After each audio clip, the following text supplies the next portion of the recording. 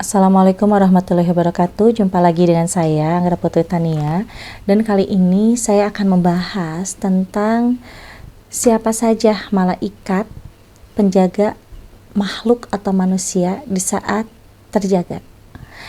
Nah, sebelum kita lanjut, jangan lupa like, share, and subscribe IMP Entertainment News Channel. Terima kasih.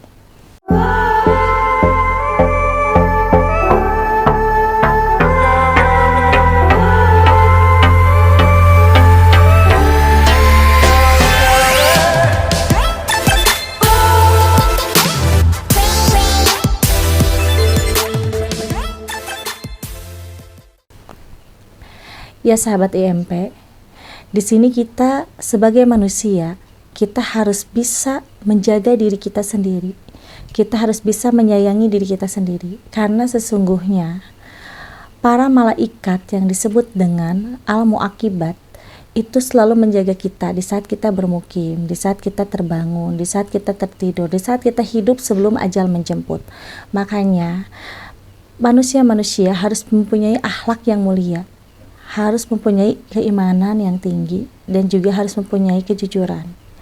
Karena sesungguhnya jika manusia yang lupa diri itu akan rugi di dalam hidupnya, jangankan hanya di dunia, di akhirat pun juga akan rugi. Karena setiap tingkah laku kita terjaga dan dilihat oleh malaikat. Dan malaikat itu termasuk ke dalam golongan hafazah. Hafazah itu adalah malaikat penjaga. Di saat kita tidur, kadang kan banyak sekali ya orang-orang yang mengalami mimpi. Berarti sukma kita keluar di dalam jasad kita. Tetapi kenapa di saat sukma kita keluar dari jasad kita, beda halnya dengan orang mati. Orang mati itu kan detak jantung tidak akan sampai berdetak ya. Tetapi di saat orang tidur yang dijaga oleh malaikat golongan hafazah, itu detak jantungnya akan terus berdenyut. Karena di saat tertidur dan sukmanya keluar masuk ke alam mimpi, malaikat itu akan memberikan cahaya kuning ke dalam jantung manusia tersebut. Tetapi tidak semua manusia terjaga. Yang terjaga hanya golongan dari orang-orang yang beriman. Nah, sahabat IMP mungkin ada yang bertanya-tanya ya, siapa sih golongan dari al-muaqibat atau hafazah? Itu ada di dalam keterangan Quran surat Asy-Syura ayat 192 sampai 193. Dan ada juga yang tertera di dalam Quran surat An-Nahl ayat 102. Banyak sekali malaikat yang disebut dengan golongan Ruhul Amin atau Aminullah. Itu ada di dalam Quran surat Asy-Syura ya. Dan di dalam Quran surat An-Nahl itu termasuk di dalam golongan Ruhul Kudus. Ruhul Kudus itu adalah ruh yang sangat suci. Nah, Ruhul Amin, Ruhul Kudus, Aminullah, Hafazah, Al-Muaqibat itu adalah golongan malaikat-malaikat penjaga. Salah satunya itu adalah malaikat Jibril alaihissalam. Malaikat Jibril alaihissalam banyak sekali nama-nama atau gelar-gelarnya di dalam beberapa ayat suci Al-Quran. Untuk malaikat Jibril alaihissalam sebagai Ruhul Amin dan Ruhul Kudus.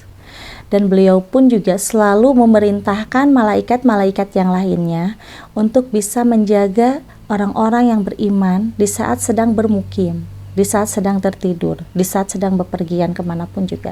Makanya untuk orang-orang yang memang belum bisa beriman atau bertakwa, alangkah lebih baiknya mensucikan diri dengan cara bertobat, tobatan nasuha. Karena kita hidup di dunia ini sangatlah rugi kalau misalkan kita melakukan banyak sekali kebohongan, melakukan banyak sekali kemaksiatan, dan hal-hal yang dilarang di dalam agama. Banyak sekali orang yang kadang di depan mulutnya tuh manis, di belakang mulutnya tuh jelek. Beda antara mulut lahiriah dan batiniah. Nah, di situ sesungguhnya kita harus malu, karena walaupun tidak ada siapapun orang yang tahu ke dalam hati seseorang yang punya hati jelek, tetapi malaikat penjaga ini yang mencatat amal baik dan amal buruk kita, yang akan diserahkan kepada Allah Subhanahu wa taala kelak nanti di hari penghakiman. Contoh Ruhul Amin itu adalah malaikat yang mempunyai sifat amanah. Amanah yang memang ditugaskan oleh Allah Subhanahu wa taala untuk menjaga orang-orang yang beriman yang ditunjuk langsung oleh Allah Subhanahu wa taala. Yaitu contoh Ruhul Amin. Malaikat Jibril alaihissalam itu walaupun satu, tetapi beliau itu bisa mengawasi banyaknya manusia-manusia yang beriman dan juga manusia-manusia yang tidak beriman. Di situ malaikat Jibril alaihissalam akan menugaskan malaikat yang lainnya untuk mencatat amal baik dan amal buruknya. Kelak nanti di hari penghakiman akan banyak sekali catatan merah untuk umat manusia yang memang tidak bertakwa dan tidak beriman kepada Allah Subhanahu wa taala dan tidak bisa menyayangi dirinya sendiri. Karena kebanyakan manusia sekarang itu sangat susah untuk melawan hawa nafsunya sendiri. Untuk Ruhul Kudus itu adalah ruh yang suci. Malaikat itu diciptakan dari cahaya putih. Malaikat itu tidak mempunyai nafsu, tetapi malaikat itu mempunyai kesucian hati yang memang Allah berikan kepada malaikat tersebut untuk menjadi golongan kekasih Allah yang paling tinggi. Sebenarnya yang termasuk dalam golongan al-mu'aqibat itu adalah malaikat Jibril, malaikat Ijrail, malaikat Mikail, dan juga malaikat Ahram. Hanya 4 yang ditugaskan sebagai hafazah, malaikat penjaga. Umumnya yang diketahui oleh orang banyak itu ada 10 malaikat ya. Padahal malaikat itu banyak. Bisa dikatakan malaikat yang memang ditugaskan oleh Allah Subhanahu wa taala untuk menjaga langit dan bumi itu ada 120.000 malaikat.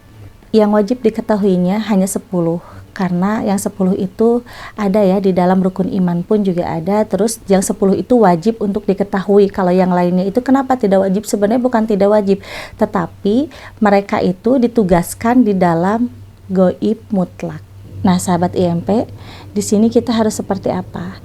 Kita dari sekarang, mumpung sebentar lagi kita sudah memasuki bulan Ramadan, alangkah lebih baiknya sambut kemenangan dengan cara membersihkan hati dan pikiran, dan harus bisa memelihara diri kita dari hal-hal yang buruk. Jauhi kemungkaran, jauhi kemunafikan, jauhi kemaksiatan. Fokus kita membersihkan diri kita, karena tidak tahu yang namanya usia. Kadang kita hari ini sehat, nggak tahu untuk besok atau lusa kita masih ada atau tidak gitu kan. Makanya di saat kita masih terjaga, mumpung ada malaikat-malaikat yang menjaga diri kita, alangkah lebih baiknya berlomba untuk mencari kebaikan agar malaikat tersebut mencatat kebanyakan amal baik kita supaya untuk bekal kita di akhirat nanti. Puasa wajib di bulan Ramadan 1 bulan penuh. Yang benar itu adalah puasa bukan hanya untuk mengosongkan perut saja, tetapi harus puasa segalanya. Mengunci mulut dari hal-hal kejelekan, mengunci mata dari hal-hal kemaksiatan, mengunci hidung dari hal-hal penciuman yang tidak wajar, mengunci telinga dari hal-hal ghibah. Jadi di situ kita harus mengunci segalanya dan kita harus menyucikan diri, menjernihkan hati dan pikiran agar puasa kita sah. Banyak sekali orang yang berpuasa, tetapi sesungguhnya puasanya itu mubah. Kenapa bisa dibilang mubah? Memang mengosongkan perut, tetapi masih terus bisa menjelekkan orang lain. Masih terus bisa melihat kemaksiatan. Masih juga mendengar, mengiyahkan orang yang menggibah. Nah, itu yang tidak sah. Sebenarnya kalau untuk puasa, itu ada tingkatan 3 ya. Untuk puasa mubah itu yang barusan saya sebutkan. Untuk puasa hazar itu yang kedua, yang tadi saya sebutkan harus puasa segalanya. Untuk puasa tarab itu yang memang kita menyendiri dan hanya bisa bertemu dengan orang di saat berbuka saja, untuk menghindari dari hal-hal yang tidak baik dan yang dilarang oleh aturan agama. Untuk puasa wajib di bulan Ramadan, yang paling bagus itu kita bersahur di saat sudah menjalankan sholat tahajud. Di situ kita sahur, setelah sahur kita membacakan niat, dan setelah itu alangkah lebih baiknya tidak tidur lagi. Menunggu untuk azan subuh ya. Setelah salat subuh, di situ baru boleh kita tidur lagi. Nah, tetapi di dalam tidur itu kita harus bangun sebelum pukul 10 pagi. Kenapa kita harus bangun sebelum dari pukul 10 pagi? Karena di situ kita harus melaksanakan sholat duha untuk mendapatkan mahabbah dari Allah Subhanahu wa taala. Dan untuk berbuka puasa yang bagus itu adalah di saat kita mendengarkan azan, itu kita harus buru-buru untuk berbuka puasa, yaitu minum dulu segelas. Setelah minum segelas itu memakan kurma. Dan setelah memakan kurma, langkah lebih baiknya jangan langsung kita makan nasi ataupun makan makanan yang berat. Di situ kita stop dulu, ambil wudhu dan sholat maghrib. Setelah sholat maghrib barulah kita bisa berbuka, bebas memakan apa saja asalkan jangan berlebihan. Kalau untuk taraweh itu masuknya adalah sunat muamalah, jadi bisa dikatakan sunnah yang memang sosialisasinya untuk orang banyak. Dan taraweh itu bisa dikatakan bukan wajib ya, hanya sholat sunnah saja, yaitu disebut dengan sunnah muamalah kalau di dalam ajaran ilmu fikih.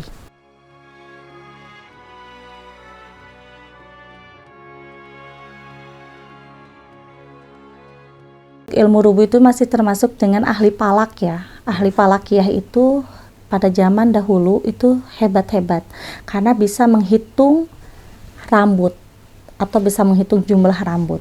Dan untuk hilal pun juga hal yang sangat mudah bagi orang yang memiliki ilmu palak.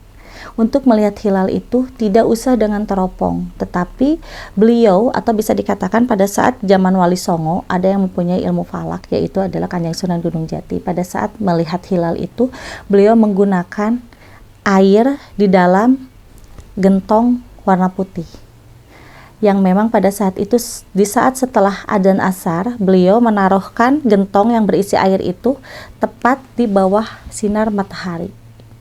Dengan membacakan kalimat-kalimat thayyibah, beliau bisa melihat hilal tepatnya ada di mana. Karena memang hilal itu harus terlihat dulu, baru bisa untuk menjalankan sholat tarawih. Karena itu adalah salah satu hukum yang memang ada di dalam kitab Rojabul Ilman. Kitab Rojabul Ilman itu pengarangnya adalah Imam Asyuro Mu'afi'i. Itu berasal dari Suriah. Dan beliau sebagai pengarang kitab Rojabul Ilman itu menganut pada Imam Syafi'i. Jadi kebanyakan kan mayoritas ya di Indonesia ini manut kepada Imam Syafi'i karena bermadhab itu sangatlah penting. Jadi kita ambil sisi mayoritas yang kebanyakan di Indonesia ini berpadu kepada imam siapa. Nah, karena Imam Syafi'i pun juga tidak beda jauh dengan Imam Hambali. Karena kalau di dalam 4 mazhab itu semuanya tetap di dalam menentukan satu Ramadan itu harus bisa terlihat hilal baru bisa melaksanakan sholat tarawih. Selain dari ilmu palakiyah, orang yang bisa mengetahui tepat adanya hilal di mana itu yang menguasai ilmu tarafi al-mukarramah. Itu ada ilmu tingkat tinggi yang pernah dipelajari oleh Sultanil Aulia Syekh Abdul Qadir Jailani. Di dalam sholat tarawih pun juga itu kadang mengambil dari 2 madhab ya. Nah di situ sebenarnya tidak jadi masalah. Yang penting tujuannya tetap sama, dan di situ pun juga kita harus mengawali dari ucapan bismillah. Jadi mau madhab yang mana pun juga semuanya baik ya. Walaupun berbeda cara, tetapi sama, tetap pada satu tujuan. Di dalam kitab Rojabul Ilman, bahwa ternyata ilmu palakiyah tentang masalah menemukan hilal itu sangat luar biasa ya. Karena di zaman sekarang ini, manusia mungkin banyak sekali kekurangannya, dan juga banyak sekali melakukan dosa ya. Maka dari itu, untuk manusia itu sebenarnya jarang yang mempunyai kepekaan. Nah, pada saat itu Allah Subhanahu wa Ta'ala memberikan mujizat kepada para nabi dan memberikan karomah kepada para wali. Nah, untuk manusia yang sekarang, untuk golongan orang-orang mukmin, itu adalah golongan Allah memberikan barokah kepada makhluknya, yang makhluknya itu bisa mempunyai keimanan yang tingkat tinggi dan mencintai asma-asmanya Allah yang disebut dengan asma wa sifat. Yang sering membacakan asma Allah, insya Allah akan mendapatkan barokah hakikat dari Allah Subhanahu wa Ta'ala dan syariatnya dari amalan-amalan yang disebut dengan Asmaul Husna. Barokah yang masuk ke dalam diri orang-orang yang mukmin.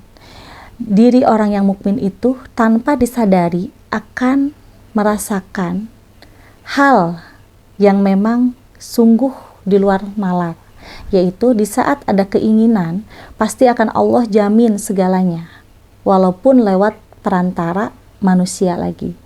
Contoh, orang yang mendapatkan barokah dari amalan asma Allah, setiap keinginannya pasti akan tercapai tanpa diduga-duga dan tanpa disangka. Itu semua atas izin Allah, karena Allah akan menjamin segalanya kepada orang yang beriman dan kepada orang-orang yang mukmin. Karena itu udah janji dari janjinya Allah Subhanahu wa taala yang pada saat itu Nabi Muhammad SAW Isra Mi'raj disampaikan di saat berdialog. Siapapun umatmu yang taat kepada aturan Allah dan membacakan asma-asma Allah dan mencintai asma-asma Allah, akan Allah jamin segalanya, walaupun itu kebutuhan yang sangat besar. Jadi barokah-barokah itu akan bisa dirasakan oleh orang-orang yang mukmin dan beriman. Segala sesuatu walaupun banyaknya sekali permasalahan, kekalutan, kerumitan, tapi akan terselesaikan dengan baik dan tidak akan pernah merasakan kerumitan itu sebagai permasalahan, tetapi akan merasakan kerumitan itu menjadi tantangan bagi dirinya untuk bisa lebih mendekatkan diri kepada Allah Subhanahu wa taala. Untuk orang-orang yang diberikan barokah oleh Allah Subhanahu wa taala melalui asma wa sifat, itu adalah golongan orang-orang solihin. Jadi kalau untuk nabi itu golongan rasul ya, untuk wali itu golongan waliullah, untuk manusia sekarang itu adalah golongan Abdullah, atau bisa dikatakan yang mendapatkan barokah dari Allah Subhanahu wa taala yang disebut dengan golongan orang solihin. Nah, sahabat IMP, kita kembali lagi ke topik. Nah, di saat kita berpuasa Ramadan ya, malaikat itu akan mencium bau wangi untuk orang-orang yang berpuasanya sah, yang tadi sebelumnya sudah saya sebutkan ya. Nah, di situ malaikat akan memberikan poin yang disebut dengan uzub al-mukarim, yaitu dengan nilai yang sangat tinggi yang akan disampaikan kepada Allah bahwa orang ini adalah golongan orang mukmin dan itu jaminannya adalah surga insya Allah. Untuk masalah puasa khawas ya khawas atau puasa khusus ya khusus, itu adalah sebenarnya puasa hajat, bukan disebutkan dengan puasa wajib, karena puasa hajat itu mempunyai keinginan atau satu-satunya khusus dikhususkan untuk hajat kita. Contohnya kita mempunyai hajat ingin terkabul keinginan kita dalam salah satu perezekian. Nah, di situ melaksanakanlah puasa khusus yang disebut dengan sunnah hajat. Ini juga sahabat IMP ada yang bertanya ya, apa saja sih yang bisa membatalkan puasa wajib? Di saat kita berpuasa, yang bisa membatalkan itu kita bermimpi junub. Itu bisa membatalkan puasa wajib kita. Yang kedua, di saat kita menangis dan menangisnya itu keterlaluan sampai menusuk ke dalam hati gitu ya, menangisnya itu sampai sesegukan. Itu juga bisa membatalkan di puasa. Yang jelas untuk yang uzur itu jelas ya, membatalkan puasa dan tidak apa-apa tidak melaksanakan puasa juga karena tidak diwajibkan bagi orang yang sedang uzur. Nah, ini juga ada pertanyaan, apakah orang yang berpuasa batal tidak kalau misalkan kentut? Itu jelas tidak batal. Terus batal nggak kalau misalkan kita gosok gigi pakai odol? Sebenarnya tidak batal kalau misalkan kita gosok gigi di bawah pukul 10 pagi. Kalau misalkan di atas dari pukul 10 pagi itu jelas batal. Karena kenapa? Lewat dari jam 10 pagi itu sudah melewati masa duha. Kalau sebelum dari pukul 10 itu masih dalam batas masuk masa duha ya. Jadi masih bisa kita sikat gigi memakai odol. Yang penting jangan sampai termakan. Kadang banyak juga ya orang-orang yang ketiduran itu sampai kebablasan di saat berpuasa. Tiba-tiba bangun dan tidak ingat bahwa itu adalah puasa Ramadan, akhirnya ke dapur dan makan seperti layaknya umumnya pas lagi nggak puasa. Itu sebenarnya kalau benar-benar lupa itu tidak batal. Setelah ingat kita cukup membacakan istighfar dan berniat lagi. Tetapi kalau misalkan disengaja itu jelas batal. Iya sahabat IMP, mungkin untuk tema malaikat penjaga cukup sampai di sini. Insya Allah kedepannya saya akan membahas tema yang lainnya. Saya pamit undur diri. Wassalamualaikum warahmatullahi wabarakatuh.